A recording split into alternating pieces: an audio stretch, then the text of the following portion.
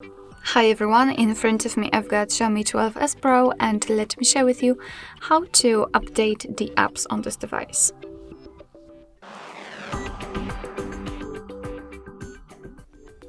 So first of all, make sure that you've got the internet connection and then we can enter the Play Store. Of course, you will have to log in to the Google account. If you do have your Google account currently added to the device, you will not have to do that. You will be automatically logged.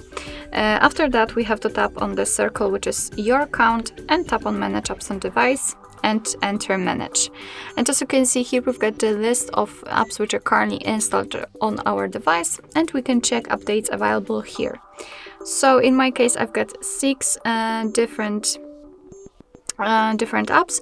So let me pick, for example, this one. Of course, you can mark all of them and then tap on the update icon in the right upper corner.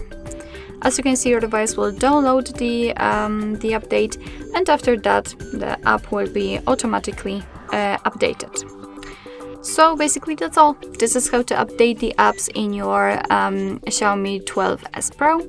Thank you so much for watching. I hope that this video was helpful, and if it was, please hit the subscribe button and leave the thumbs up.